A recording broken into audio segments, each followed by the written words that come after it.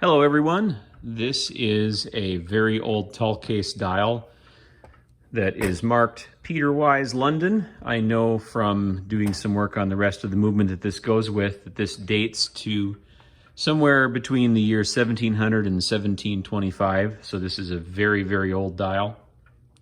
It's quite a cool clock. It has a calendar aperture here, and then it has the seconds, and then the main hour and minute dials are in the middle.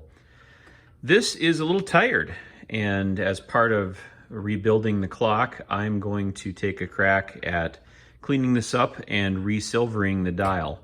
Resilvering is a very cool process where you rub silver chloride onto the brass, and through a chemical reaction, the brass joins up with the chloride of the silver chloride, and the silver attaches itself onto the brass substrate. And so it's a cold process. It's not plating, but it's a chemical ion exchange reaction where you can turn a piece of brass silver by rubbing silver chloride on it.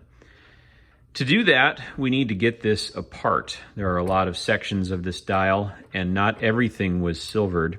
I got some advice on what would have been silvered in this era of clock, and I'm going to try to do this to its original condition. So the main chapter ring was silvered, the seconds ring was silvered, the calendar ring would have been silvered, and then the maker and the bezel would have been silvered.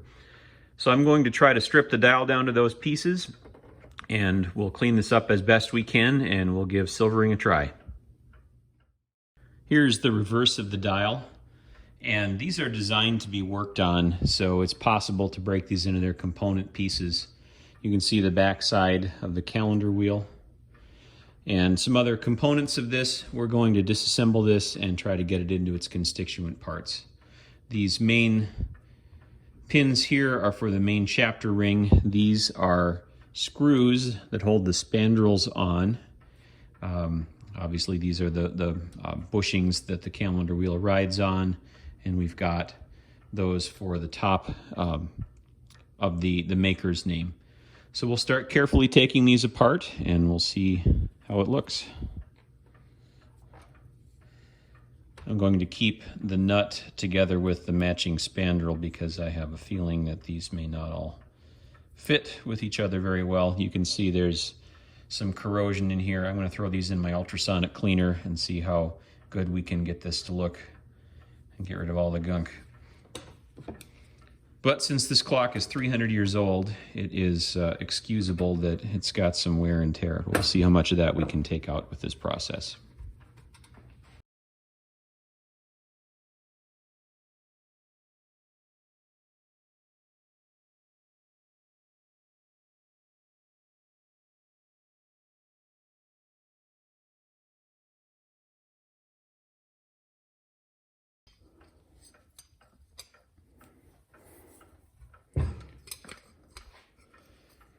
Here we are, Peter Wise, London.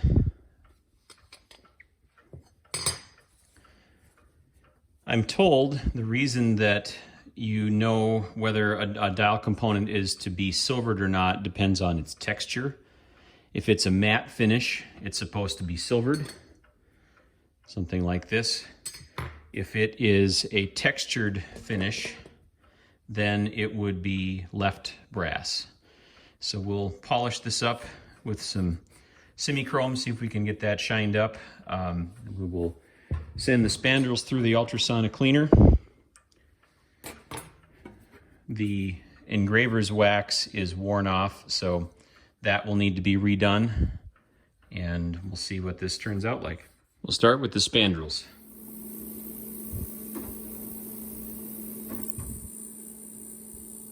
While the spandrels are running in the ultrasonic, I'm going to see how some of this comes off. Don't have a lot of experience with working on a clock dial of this vintage, so we're going to run some experiments just with a rag rather than trying to use a power buffing tool. Some of this is deep enough and green enough that I think I will end up using a power tool for, but I want to get a feel for how the brass works before I commit myself.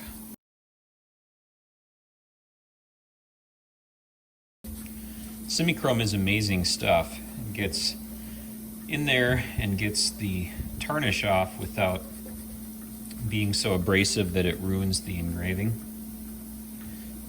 At least in most cases, some of this is bad enough that there may be some loss of detail as I try to get through the corrosion.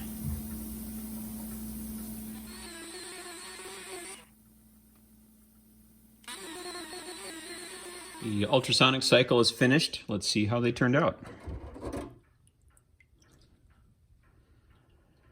That is a lot better. This one's got some black corrosion on that. I'll probably attack that a different way.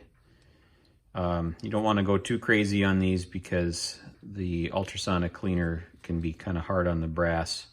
So I think we're going to call it here and we'll do some more manual cleanup into my orological grade ice cream bucket to transport over to the sink for rinsing.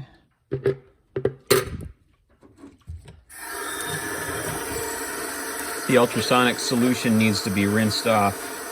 There isn't as much of a rust issue on the brass parts as there is the steel pivots of a clock, but even so, we're gonna rinse these really good and then put them in the dryer.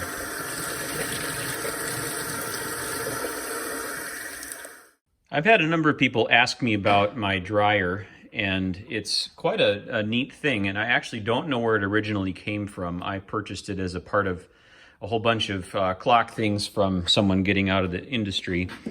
But there is a little fan and a heat lamp and a sauna timer that blows into this aluminum box, and it is just that simple. So, in they go. I have this piece of metal in here for when I'm working on clock movements. If I've got a flat wheel that I want the airflow to get underneath, I can lean it against that piece of metal. These spandrels all have the screw on the back, so they don't need any help standing up. We'll let this cook for a while. I usually prop the door slightly open so that there's some airflow, but it gets to probably 250 degrees in there, which is more than enough to boil all the water off the parts. Here is the result of about an hour of polishing. I think that is going to be about what I can do. The textured area in the center came out pretty well. The detail on the periphery, the dirt, I think, is actually nice contrast, so I'm not going to work overly hard to do anything with that. So I think we're good on the main dial. Now we're just waiting on the decorative components. Our drying cycle, I think, is done. Let's see how they came out. Still toasty warm. A little bit of touch-up needed in a couple places, but I think these are going to be really good. Here is the result of ultrasonic cleaning and polishing of the main plate. I think this has come out really nicely. There are a couple areas that need additional attention on some of the spandrels right there and then this one. But other than that, I think this is going to be just fine. These are the pieces that will be all brass. The main dial plate and the 6 spandrels, and then the seconds ring, the maker's bezel and the maker's plate, as well as the main chapter ring and calendar ring will be silvered. Here is how the main chapter ring and calendar wheel came out of the ultrasonic. The calendar wheel was small enough that it actually fit in my tank all at once. The main chapter ring was too large to fit entirely in, so I had to kind of rotate it as it was in there. And I think it's okay. It's fairly uniformly bright. Some of the wax was eaten off by the ultrasonic bath, so I am planning to re-wax this. And the process of removing the wax as well as adding the grain requires some sanding. So I think we're at the point, even though there's a bunch of tarnish left in various places, I think we're at the point where we're ready to move on to the next step of waxing. I have a small torch here for this small roundel. This is large enough to do the job. I may have to upshift a torch size for the main chapter ring. But I'm going to just gently heat the brass, and I'm going to touch the engraver's wax to it, and kind of like a color crayon, try to fill in all the nooks and crannies.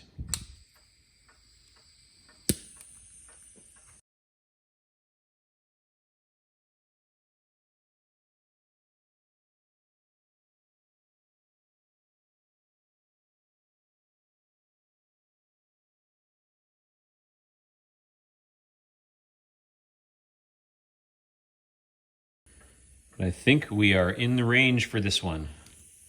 Let it cool off a little bit, and we'll move on to the next piece. Got a variety of holding mechanisms I'm going to be using for this. What you saw a moment ago with the manufacturer's roundel was a pan of ice with high temperature jaws. This white thing is a high temperature ceramic tile that you can use for soldering on with a torch if you go easy. And so I'm going to use that in this case and just periodically rotate it so I can heat up new sections of the ring here. By the way, this torch is my favorite Weller Portasol P2K. I occasionally use this for electrical soldering as well. It's got different tips. This is the flame tip. There's a hot air tip as well as the soldering iron tips. It's easy to light, runs a really long time on butane gas, very compact, and I have not had problems with the gas leaking out in storage. So actually have used this particular torch for probably close to 20 years, and I really like it. There are other styles of micro torches, and I think they're all fine too, but this is the one that I like.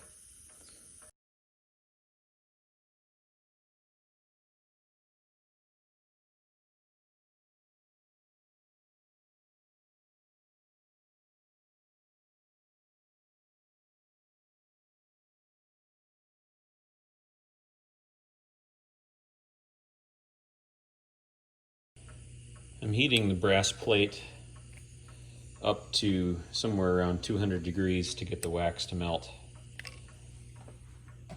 Trying to not boil it because then I might get bubbles or crusty parts, but it's pretty forgiving.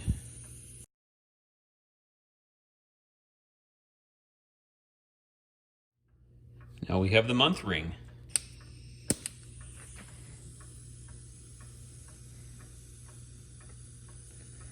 I'm told that these were often engraved after the clock was built. You can see some very faint lines between the numbers here. And I believe what they did is they installed it into the movement and then marked the aperture onto, they drew a line around, in this case, the square hole, so that when they went to engrave it, it would line up right. Otherwise, you have manufacturing tolerances of where the teeth are, and that could be real challenging to get right. And this way, they built the ring first, marked off where it happened to land in the clock, and then engraved it after the fact to match up.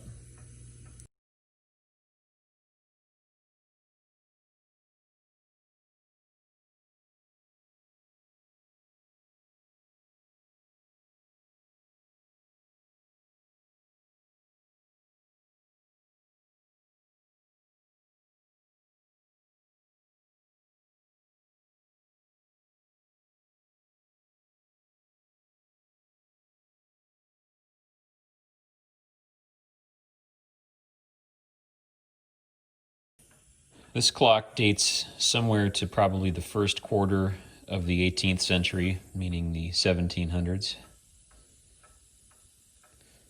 Peter Wise of London. It's a beautifully engraved piece. I may have to revisit trying to get the old wax out because it's starting in these grooves to come up in a couple places. And we'll see how it comes off. It might be all right, but I might have to come and touch some of this up. I wasn't really looking forward to doing the work of trying to get the old wax out, but I need to get a good result in the finished project, so might require a little effort. The engravers wax I'm using is from Time Savers, modern supplier. And I don't know how true to history it is. Seems to be working just fine, but it's possible that this may be incompatible with what's already on the dial, lower melting temperature or something.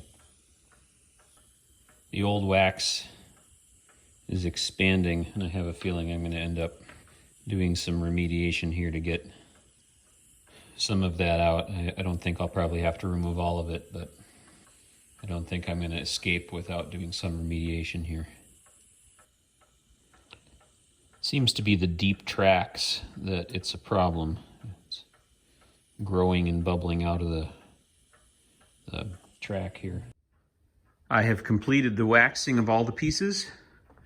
I did have to go and do some remedial work and dig out some of the old wax on the main chapter ring. It was brittle and hard, and it kind of expanded and was chunky, and so I spent quite a bit of time scraping that out. I think it's going to be okay. I will do the main sanding down here, and we'll see how the rest of it works. I may need to touch a couple things up if there's chunks of the old wax mixed in here, but that should be relatively easy to fix.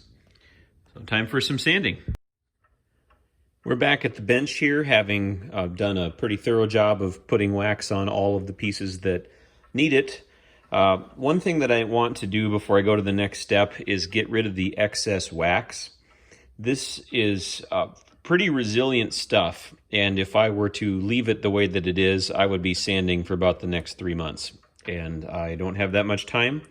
So I'm going to go back and I'm going to reheat this a little bit and use just some toothpicks to scrape off the excess wax that we don't need. All the engraving is below the surface, so we should be able to get a good fraction of this off and then not have to sand it later.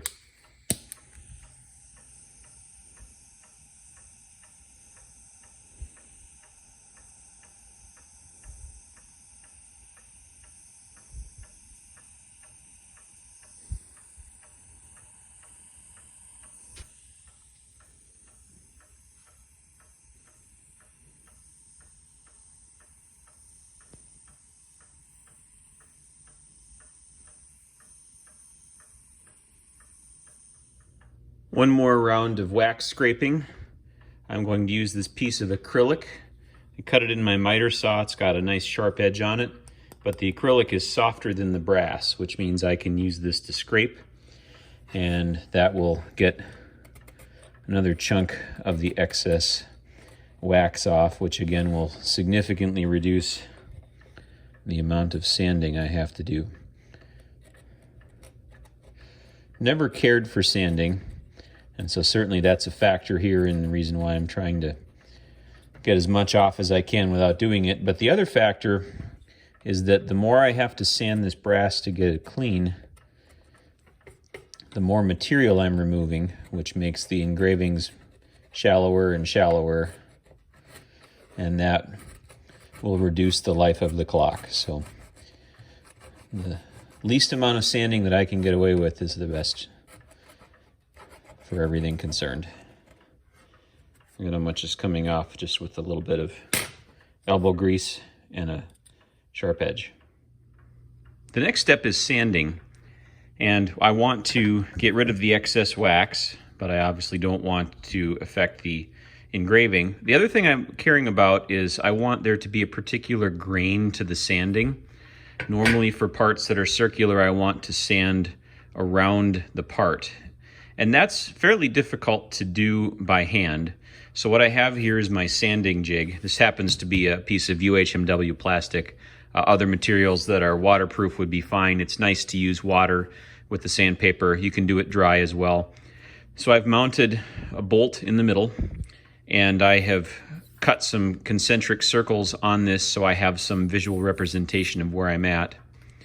And I have a little metal popsicle stick which fits here, and then I can wipe this around and sand my parts. I added a little nut in the middle here, and this is adjustable so I can set where my part goes. Right now this is about 1/4 of an inch off of the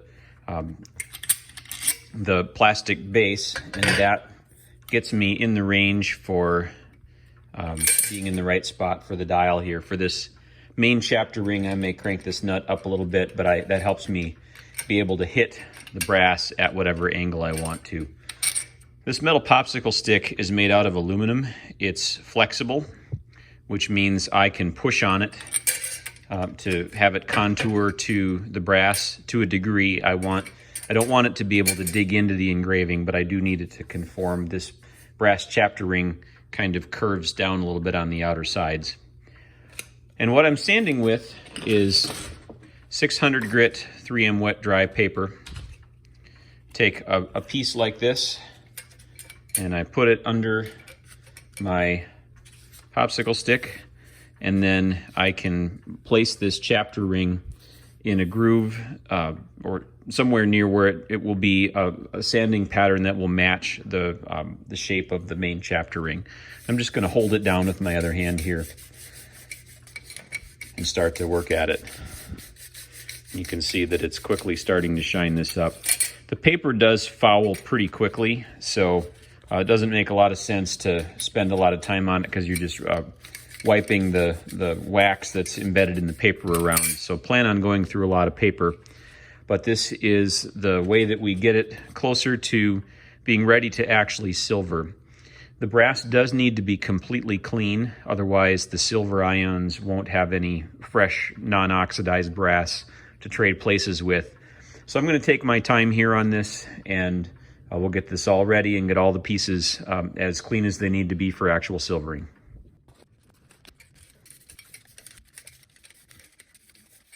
The wax engraving may get sanded a little bit and it'll look dull. That's okay. We'll warm this up afterward, and that I think will take care of itself. The dust on top will kind of melt back in, and it should look okay.